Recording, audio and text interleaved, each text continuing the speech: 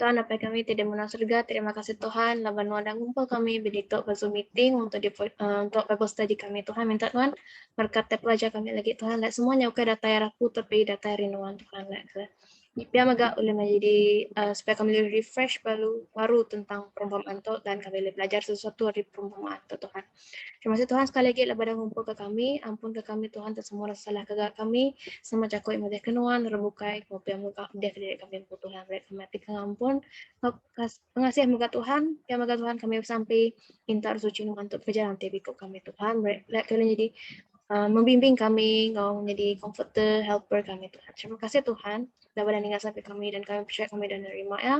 Kami menyerahkan sampai itu dan nama Yesus Kristus, Tuhan Yesus selamat kami. Amin. Oke, hai. Oke, beberapa kali hai sudah. Oke, bacaan kita hari ini ada di ayat chapter 13, ayat 24 sampai 30. Dan juga penjelasan dia di ayat 36 hingga 43. Oke. Dia tentang perumpamaan tentang lalang di antara gandum. Oke, saya pasti kita pernah dengar atau ada ingat-ingat sedikit ataupun memang sudah familiar dengan cerita ini. So, kita akan refresh baliklah basically apa yang kita belajar malam ini. Oke, ada beberapa komponen. So, kita straight to the point, apa kita boleh dapat dari perumpamaan ini. Oke, ada beberapa komponen dalam parable ini. Pertama, orang yang menabur benih yang baik itu adalah Yesus, oke, the Son of God. Lepas itu, ladang itu adalah dunia. Gandum yang dari benih-benih yang baik tadi itu adalah anak-anak kerajaan Tuhan, oke. Terusnya lalang itu adalah anak-anak si durjana. Dan siapakah si durjana itu? Si durjana itu adalah musuh yang menanam lalang. Oke, dan siapa itu? Itu adalah setan. Dan masa menuai itu adalah hari atau masa akhir zaman. Oke. Dan lebih spesifik lagi, the day of judgment lah. Terus para penuai itu adalah malaikat Tuhan. Oke, saya ada dapat beberapa komentari dari pelajaran yang kita belajar hari ini. So, saya akan share apa yang kita sama-sama boleh belajar malam ini. Pertama dari Matthew Henry. Dia mengatakan parable ini represent keadaan gereja masa yang sekarang, present, and future, masa depan. Dan seterusnya dia mengatakan apapun yang ada hal yang mungkin salah di dalam sebuah gereja ataupun didominasi itu bukan datang dari Kristus. Kenapa? Di ayat 20, kejap saya cari dulu. Sebab dia mengatakan di ayat 28 jelas. Jawab peladang itu, ini perbuatan musuh. Ayat 28. Dan dia mengatakan kadang-kadang sangat susah untuk kita membedakan mana yang betul, mana yang salah, mana yang baik, dan mana yang tidak baik. Oke, kenapa? Di ayat kita sambung lagi, dia kata macam ni. Hamba tuh tanya, Tuhan, kamu mau kami cabut kah lalang tuh? 29 tuh dijawab, tidak, sebab takut kalau kamu cabut, nanti kamu tercabut sekali dengan gandum tuh. So, itu yang diibaratkan. Kadang-kadang kita susah untuk tahu, untuk membezakan dia. Terus dia mengatakan, tiada manusia yang dapat benar-benar ataupun betul-betul tepat memisahkan atau membezakan mana yang betul, mana yang salah, mana yang baik, dan mana yang tidak baik. Oke. Dan seterusnya komentari dia mengatakan, pelanggar ataupun orang yang tidak follow the truth lah, yang against the true gospel, dia kata ini should not be cut off. Instead, harus dipimpin dengan kelemah lembutan. Dia katakan, but instructed with meekness. Jadi, Tuhan cakap, sebab apa? Dia mengatakan situ, biarkanlah lalang tumbuh di antara gandum hingga sampai musim menuai. Even Yesus pun jawab sini, peladang tuh jawab dekat dalam cerita nih, dia kata, jangan terus cabut, dia kata. Biarkan dia tumbuh bersama-sama dengan tuh gandum sampai musim menuai. Untuk pengetahuan kita semua, gandum dengan lalang tuh mereka look alike, mereka similar rupa mereka orang. Tapi dapat dibedakan bila dia sudah masak. Kalau gandum dia menunduk, kalau lalang dia kan tetap straight lah. Tetap straight. Itu yang kenapa harus tunggu sampai musim menuai, tunggu dia sampai masak. Oke. Terus dia cakap sini, walaupun hal yang betul dan salah, ataupun hal yang baik ataupun tidak baik itu sama-sama ada dekat dunia nih, tapi suatu saat nanti, bila masa dia sudah tiba, mereka harus dipisahkan. Oke, walaupun Tuhan cakap biar mereka tumbuh sama-sama, tapi satu saat nanti mereka harus dipisahkan bila masa menua itu tiba. Oke, seterusnya komentari oleh Albert Barnes. Dia mengatakan ladang itu melambangkan dunia dan benih-benih baik itu melambangkan kebenaran, the true gospel dia cakap macam ni. Terus dia cakap setan ini dia menanam false doctrine. Oke, yang lalang-lalang itu tadilah melalui false but plausible teacher. Oke, apa itu plausible? Oke, itu didefinisikan sebagai dia nampak macam meyakinkan, believable orang itu. Tapi sebenarnya mereka adalah false teachers. Itu adalah agent-agent setan lah yang dia gunakan. Oke, seterusnya dia mengatakan lalang ini juga boleh dilambangkan sebagai orang hipokrit di dalam gereja, sesebuah gereja ataupun didominasi. Dia mengatakan lalang ini dia resemble Christian di dalam experience mereka dan juga dalam kehidupan mereka yang mustahil untuk dibezakan dengan orang true Christian. Sebab itu dia sama seperti gandum dengan lalang tadi. Mereka nampak look alike. Mereka macam susah untuk dibezakan. Even kalau mak cabut pun confirm kamu akan tercabut sekali dengan gandum. Oke, kalau tidak silap saya, ini dari segi itulah.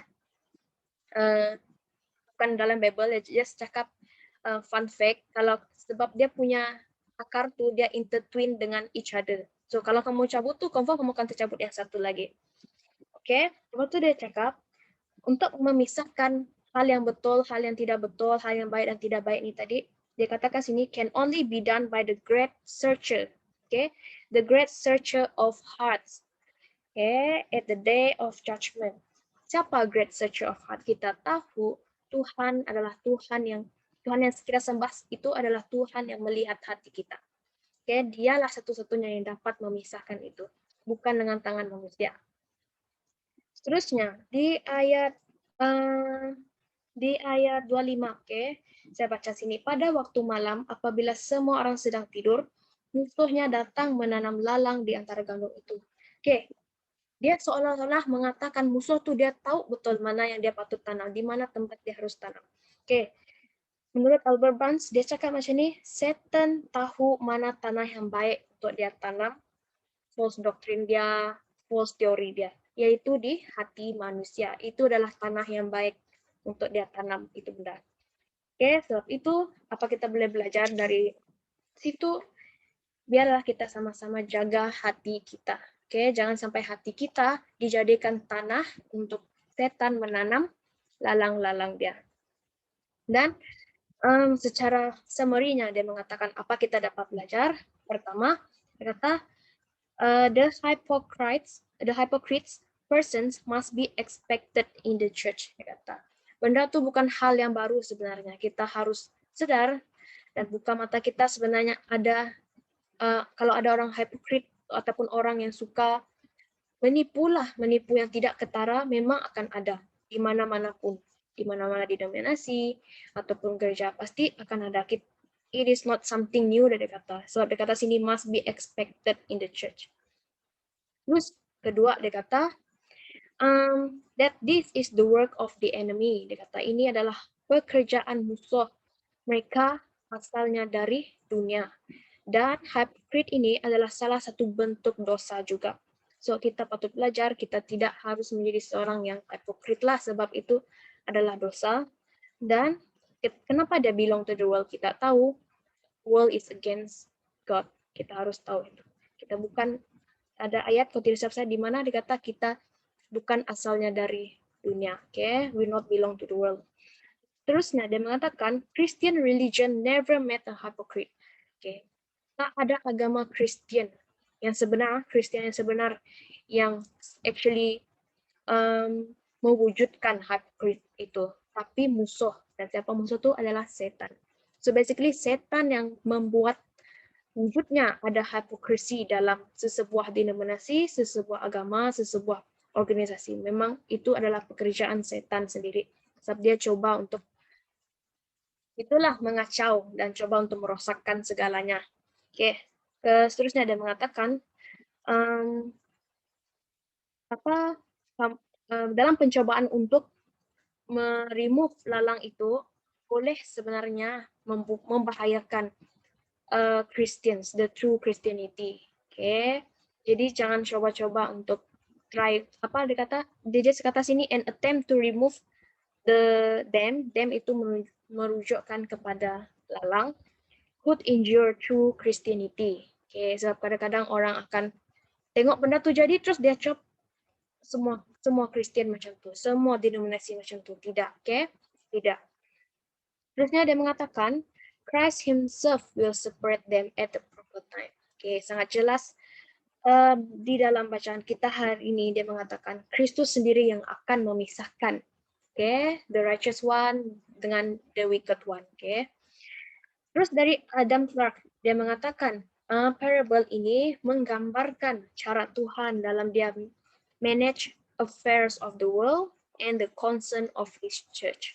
So basically dia tidak terus macam buang, oke, tapi instead dia biarkan dia tetap bagi masa, oke, out of mercy, out of love, dia kan, dan kita tahu dia Tuhan yang sangat sabar dan dia long suffering, oke. Seterusnya, oke, ini yang memang dari Ellen G. White, oke, ini dari Ellen G. White. Apa kita boleh belajar dari parable ini? Dia mengatakan sini, kalau kita lihat kembali dekat ayat 25, dia cakap apa? Pada waktu malam, apabila semua orang sedang tidur, musuh datang menanam ladang di antara gandum itu.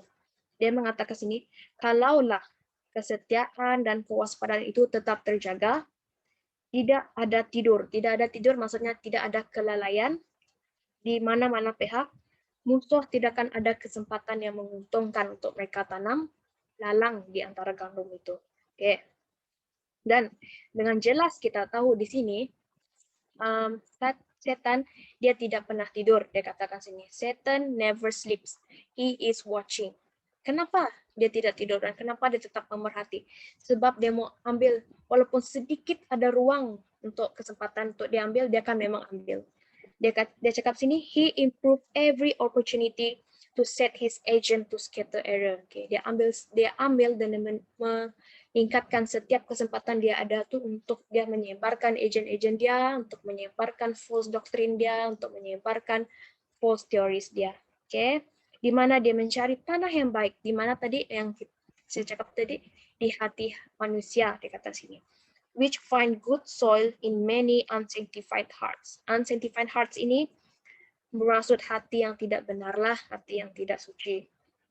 Terusnya dia mengatakan sini, walaupun dalam keadaan sekarang di mana ada baik, ada yang tidak baik kan, ada yang betul, ada yang salah, tapi apa yang kenapa Yesus tetap membenarkan itu terjadi? Oke, kenapa dia tetap membenarkan ada hal yang kurang baik di sekarang ini? Sebab ada tujuannya. Dia katakan sini, but the Lord would teach his servants a lesson of great carefulness in all their move. Okay. Tuhan mau ajar kita untuk berhati-hati dalam setiap gerak-gerik kita dan setiap tindakan kita. Oke. Okay. Dan dia mengatakan sini juga, both ministers and church members should be very cautious. Dia kata, kita harus betul-betul sangat berhati-hati. Oke. Okay? Dan dia juga mengatakan sini ada bahayanya kalau kamu terlalu mencoba untuk menyelesaikan sesuatu hal yang dia mengatakan sini, saya susah pula mau translate nih, tapi dia katakan sini, there is danger of doing too much to cure difficulties in the church. So basically kalau kamu terlalu try hard untuk solve problem dalam gereja, ada bahaya dia juga, so perlu hati-hati. Oke. Lepas tu dia mengatakan, it is a bad policy to take hold of matters in any church prematurely. Okay. Sangat jelas sebab dekat ayat 27, 28 dia cakap macam ni tadi, hamba itu tanya peladang tadi kan, dia kata, Tuhan kamu mau kami cabut ke lalang tu. Terus tu peladang cakap, jangan, takut kamu tercabut sekali dengan gandum. So ini adalah satu yang kita boleh apply. So kita tidak boleh handle satu hal itu secara tidak matang. Kita harus pikirkan masak benda tuh dan ambil masa. Dia tidak boleh terus mau juga hari ini, tidak. Ambil masa, ambil masa. Terus dia cakap, terus tuh apa yang kita boleh belajar dari parable ini? Dia katakan sih kita harus exercise the greatest care, patience, and self-control. Kita tidak boleh recklessly dalam sesuatu hal. Kita perlu sabar dan kita perlu kontrol diri kita. Dan juga untuk bekerja di ladang Tuhan, semua itu ambil masa dan juga tidak boleh terburu-buru dan perlu dijaga dengan baik, dengan penuh kelemah lembutan, dengan baik dengan kasih sayang semua tuh. Dan di parable ini, apa kita boleh lihat juga? Tidak semua orang yang mengaku diri bekerja untuk Kristus itu adalah disciples yang benar. Macam saya cakap tadi, ada hipokrisi dalam sesebuah denominasi, dalam sesebuah gereja. Di dunia ini memang hipokrisi itu memang akan ada. Dia bukan something new. Dan apalagi kita lihat dari parable ini, Tuhan menggunakan hal-hal sekeliling untuk dijadikan perumpamaan, untuk menjelaskan rencana dia, untuk menjelaskan sesuatu hal. Dia mengatakan sini, many things that human wisdom cannot explain. Dia kata, kita harus tahu kita manusia ada batas dia. Pengetahuan kita pun ada batas dia. Tapi dikatakan sini, but nature can teach us many things. Lihat bagaimana Tuhan menggunakan lalang dengan gandum untuk menjelaskan sesuatu hal. Dia katakan sini, bahkan lalang pun mengajarkan kita sesuatu lesson. Dia cakap sini. Kalau kita tetap dalam kita bekerja di ladang Tuhan kan, kalau kita membiarkan lalang itu ataupun tidak cek pun ladang itu tidak macam kita tidak terus menjaga dia boleh merosakkan gandum-gandum yang ada di ladang itu. So basically maksud dia sini kalau kita lihat dalam kita bekerja di ladang Tuhan, kita terus harus macam mana konsisten dalam bekerja tuh. Kalau kamu sedikit sejak kamu tidak cek ladang tuh, mana tahu terus rosak, macam terlambat lah, too late sudah.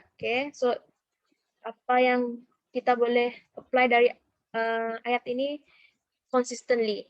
Kita perlu konsisten dalam melayani, dalam bekerja dekat ladang Tuhan. Sebab di lalang tuh dia boleh tumbuh dan dia boleh rosakkan gandum yang memang sudah ada dekat ladang tuh. Kita boleh lihat secara senang lah, murtad kah ataupun dia convert kah, itu basically apa yang terjadi lah. Terusnya apa kita boleh belajar juga dari sini, kan tadi itu ladang dia tidak biarkan hamba-hamba dia untuk cabutkan. Dia cakap macam ni, biar lalang tumbuh di antara gandum hingga sampai musim menuai. Ketika aku akan menyuruh orang yang menuai nanti mencabut lalang, dahulu mengikat dan membakarnya, selepas itu barulah gandum dituai dan disimpan di dalam jelapang. So basically, kita harus tahu batas kita sebagai manusia. Dia katakan sini dengan jelas oleh Ellen G. White, human opinion and judgment would make grave mistakes. Grave mistakes itu maksudnya memang mistake yang sangat besar lah. Sudah jadi satu kesilapan yang besar. Sebab itulah kelemahan manusia, kita judge quickly suatu hal dan kita melihat tuh dengan mata yang kasar. Tapi Tuhan dia melihat hati. We never know. Dia malah bagi time. So setiap orang itu memang ada peluang untuk dia berubah dan Tuhan mau perubahan itu. So basically mungkin kita manusia persepsi kita, contoh lah kita boleh lihat mungkin dari segi orang yang dekat penjara. Tak berubah penjara itu nanti, memang dia tak akan berubah. Tapi bagi Tuhan ada kesempatan untuk orang itu berubah. Masih ada peluang untuk orang itu. Dia tidak terus buang orang itu, dia tidak terus cut off. Malah dia masih lagi bagi masa biar dia masak betul-betul. Begitu juga kita boleh bagi dekat diri kita. Kalau kita ada masa kita down, kita rasa macam kita jauh dari Tuhan kan, ingat balik dengan perumpamaan ini. Bahkan Tuhan membiarkan lalang itu untuk terus tumbuh dengan gandum. Sama juga Tuhan dengan kita. Kita masih ada peluang untuk kita berubah. Masih ada peluang untuk kita get back lagi dengan Tuhan. Dia tidak terus cut off kamu dari family dia tidak. Oh, saya buang kamu, saya tak mau mengaku kamu anak saya. Tidak, dia tetap juga bagi kamu peluang. Dan di sini kita dapat melihat sifat-sifat Tuhan. Dia katakan di sini, God is long-suffering and patient. He reproves and warns. He does not destroy. He teaches. Oke, mungkin kalau kita lihat secara manusia, mungkin dalam undang-undang manusia, case bunuh, terus dia orang pergi hukum gantung. Tapi Tuhan tidak, dia tidak terus destroy. Malah dia bagi peluang untuk supaya dia dapat ajar orang itu, dia dapat warn orang itu, dia bagi peluang dekat orang itu. Jadi kita tengoklah betapa sabarnya Tuhan dengan kita. Terusnya dia mengatakan ini ayat yang sangat bagus lah bagi saya yang kita boleh tahu. Dia mengatakan sini, God is not the author of confusion, okay, but of peace. We can see dalam dunia masa kini, there are so many religion, there are so many denominations, even under Christian, many denomination kan. But kita harus lihat dengan jelas, Tuhan itu dia bukan yang membuatkan confusion ini berlaku, malah dia mau keamanan. Oke, apa yang menyebabkan confusion ini? Macam tadi kita dapat lihat di kata ayat 8, ini perbuatan musuh. So itu adalah sebenarnya perbuatan setan yang telah merosakkan segalanya. Dia telah mempengaruhi dan dia berjaya menanam ladang di tanah yang baik. Tanah yang baik bagi dia adalah di hati manusia. So sebab itu terjadilah confusion di dunia sekarang dengan tumbuhnya banyak denominasi, tumbuhnya banyak agama. Itu terjadi karena perbuatan manusia sendiri, bukan Tuhan. Malah Tuhan sebenarnya menggalakkan keamanan, but of peace, dia katakan situ. Dia katakan sini, but Satan is vigilant, unsleeping foe, ever at work upon human minds, dia kata situ. Seeking a soil in which he can sow his tares, false ideas and theories. Dia akan tetap sampai bila-bila dia akan cari, walaupun kecil sejak lubang kesempatan tu dia akan guna tu untuk dia tanam false ideas dengan teoris. Dan ini untuk kita youth lah. Najwa cakap macam ni, the future of society will be determined by the youth of today, dia kata. Satan is making earnest, persevering effort to corrupt the mind and debase the character of the youth. Dia akan cari dan dia akan usaha sesungguh-sungguhnya untuk corrupt minda kita, anak-anak muda, dan juga merosakkan karakter kita, anak-anak muda. Terusnya, saya akan tutup dengan satu komentari yang terakhir dari Ellen G. White. Apa kita boleh belajar daripada parable. Dikatakan sini, if he who reads the heart could bear with him, who he knew was to be his betrayer, with what passion should we bear with those at fault? Dia katakan, kalau Tuhan sekalipun yang melihat hati, dia tetap boleh bertahan lagi dengan orang yang sebenarnya dia tahu akan betray dia. Apatah lagi kita manusia, apalagi kita perlu untuk kita sabar dengan orang-orang yang mungkin coba untuk menyampaikan hal-hal yang tidak benar. So basically, kita harus belajar dari Tuhan lah untuk be patient, untuk self-control. Basically, itu yang kita dapat belajar dari parable ini. Thank you dari saya, dan saya harap jelas. Kalau kamu mau nih, saya ada PDF, nanti saya send dekat grup lah. Dan nih. Dan saya rasa mungkin saya beri peluang dengan pastor, mungkin sepatah dua kata untuk tambah apa lagi yang pastor boleh share tentang parable kita.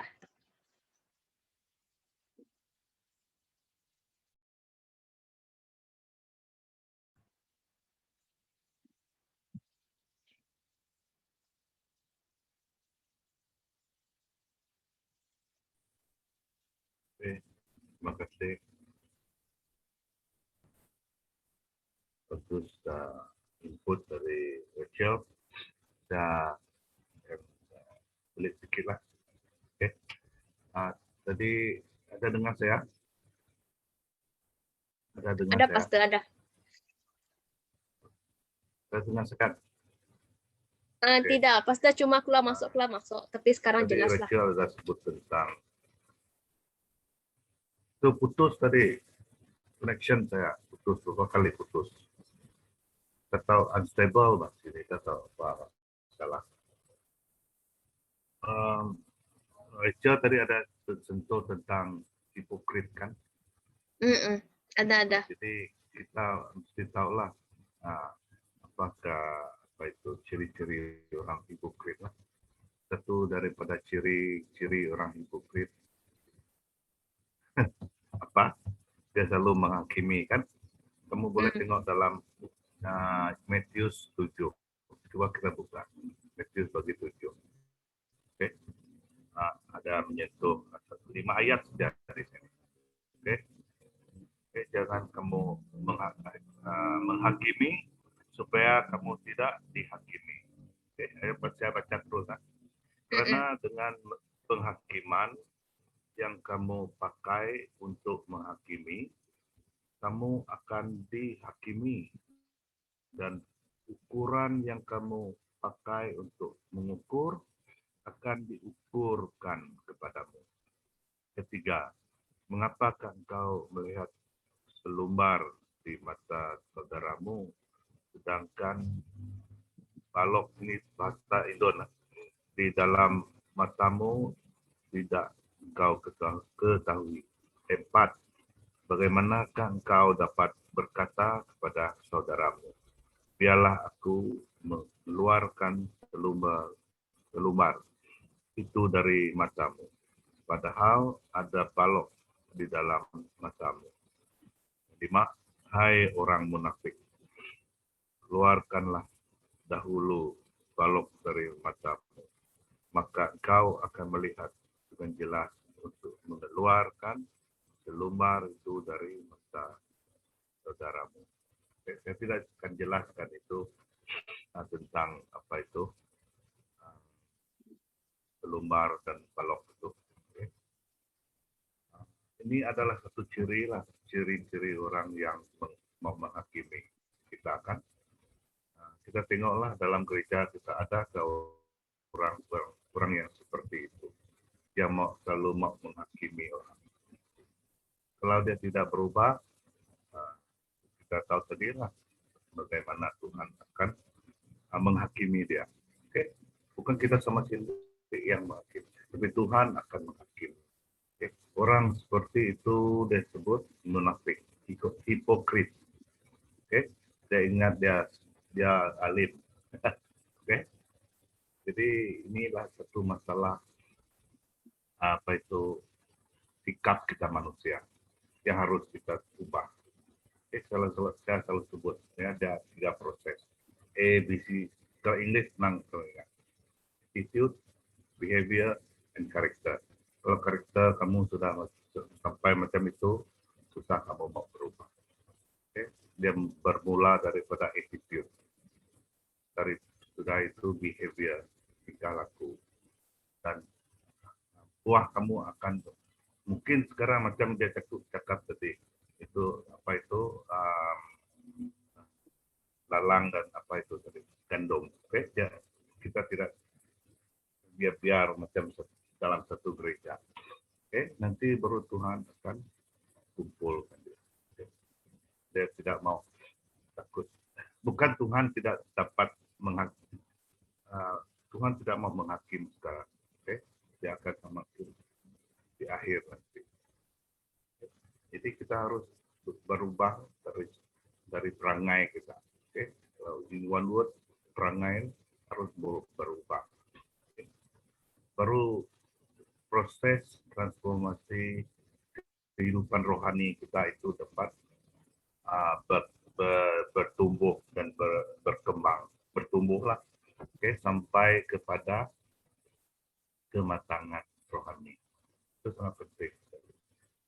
Kalau kita belajar Alkitab, kita harus fokus kepada pertumbuhan rohani. Kita bertumbuh dalam kehidupan rohani. Jadi prosesnya dari cara kita sikap kita, moral etik, ya, ada berkaitan. Satu lagi kita tengok dalam Matius 24 ayat 24. Saya baca dalam English. False Christ and false prophet will rise and show great signs and wonders to deceive, if possible, even the elect. Okay? Siapa yang elect itu, yang Tuhan telah pilih, yang kami pastor, ketua gereja, pemimpin gereja, semua yang telah dia pilih. Kalau kita sudah menerima dia itu. Jadi setan itu target dia memang mau target orang yang elect itu, okay? Supaya orang itu jatuh dari segi perangai ataupun memang ada sikap dia. Okay? Dan kerja tetap tadi. If you want to solve the problem mechanically, tidak dapat. Okay? Cara mekanik lah, maka kamu fix apa itu kereta kan secara mekanik. Gereja ini tidak dapat kamu fix ya secara mekanik. Kalau kereta boleh, tapi kita manusia tidak, you cannot fix it secara mechanically. Akhirnya kan exhausted. Kerja Tuhan ini kita serah kepada Tuhan. Bukan mengendalikan. Jangan kita, oh ini problem, itu problem. Kita mau solve itu. Kalau kita menggunakan kepandaian kita, kebijaksanaan kita, apalagi kemampuan kita, yes, nampak macam very outstanding lah, tapi akhirnya kita akan jatuh. Kita tidak dapat pakai kekuatan kita. Okay. Jadi ini semua target Tuhan lah. Setan. Dia mau target orang sekarang macam orang cakap musuh di dalam apa itu selimut. Okay. Sebenarnya musuh kita di luar. Memang kita cakap musuh di luar, tapi kita tidak sadar bahwa kita ada musuh dalam gereja sendiri yang mau menjatuhkan diri sendiri. Itu sangat paling bahaya. Saya lupa satu quote dari Ellen G. White. Okay? Dia ada beri nanti. Beware of those people. Okay? Those hypocrite. Dia mau menjatuhkan kita. Okay? Dia cakap menjatuh orang, tapi dia sendiri akhirnya terjatuh. Okay? Kalau dia bukan Tuhan, mau menjatuhkan orang.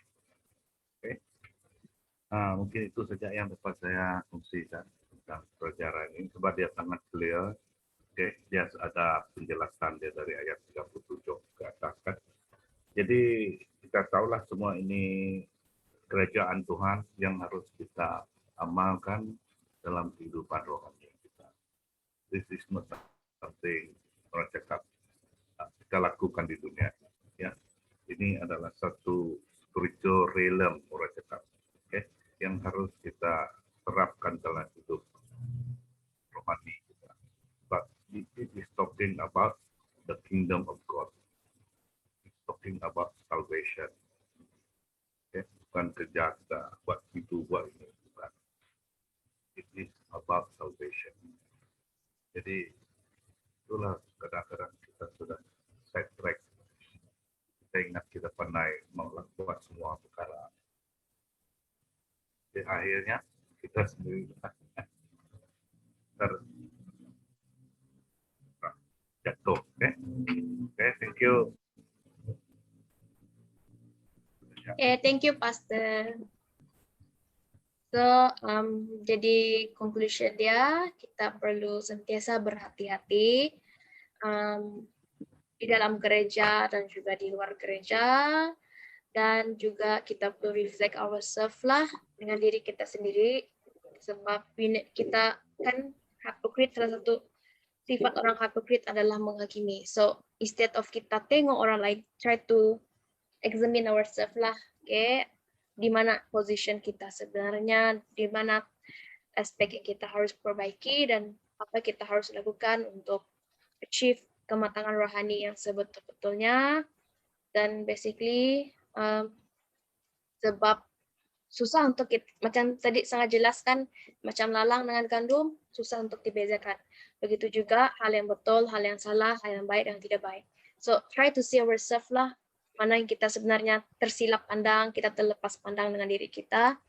Dan ada hal itu kita manusia ada terbatas kemampuan dia. So, ada hal yang memang perlu Tuhan akan buat nanti suatu saat nanti. Dia sendiri yang akan memisahkan. Oke, dan malaikat-malaikatnya yang akan mengumpulkan semua itu. Dan semua hal, apapun di dunia ini akan dibawa ke dalam penghakiman. Oke, dan hanya Tuhan yang dapat menghakimi, Tuhan yang dapat memisahkan. Dan juga apalagi kita harus di ladang Tuhan itu jangan pernah terburu-buru, but instead exercise self control dengan patience, dan jangan membuat hal itu tanpa berpikir dengan masak. Oke, so jangan buat itulah prematurely dia kata kalau handle things. Dan kita manusia, pendapat kita, penghakiman kita manusia secara kemampuan manusia itu boleh menjadi suatu kesilapan yang sangat besar, oke? Dan kita sebagai orang-orang muda ingat bahwa future of society will be determined by the youth of today, oke? Dan itulah basically what we can learn here dan apa kita boleh ambil. Be careful, okay? Be careful, examine ourselves.